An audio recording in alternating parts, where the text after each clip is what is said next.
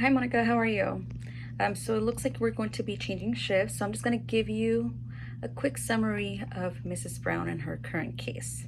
She's a 35-year-old female, G2P2, history of postpartum hemorrhage. She's never had a C-section before. She was admitted to the labor and delivery in active labor.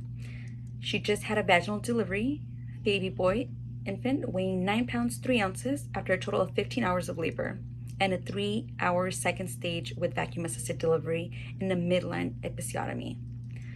Her labor was complicated by chorioamnionitis, for which she received an IV antibiotic immediately after delivery. She has an epidural catheter in place, no medication infusing at this time.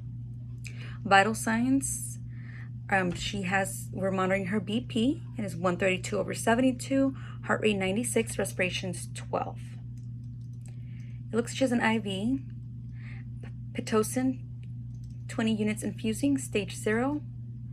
Patient began increasing bleeding towards the change of shift. Her lab results are blood type B negative, rubella immune, RPR non-negative, hepatitis B negative, HIV negative.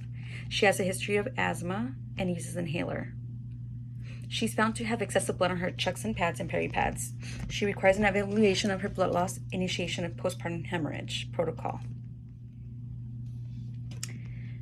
Ms. Brown has risk factors that contributed to her postpartum hemorrhage, which includes that she has a history of hemorrhaging already in the past. She was in a prolonged labor, and she had a vacuum-assisted delivery.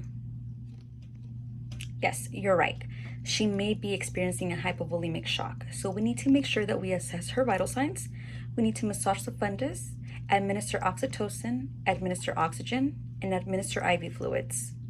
I anticipate the doctor will order hematocrit, hemoglobin, and platelet levels. We will be informing Mrs. Brown that we are going to be administering oxytocin to help with her uterus so it can help contract to control the bleeding.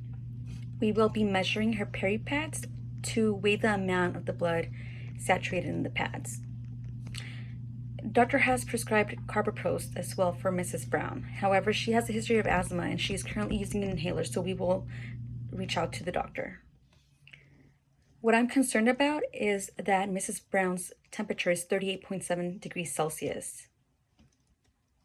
We will need to reach to the doctor, and it looks like he might be taking her in for surgery. We need to have blood available for Mrs. Brown. She could receive O negative, which is a universal donor.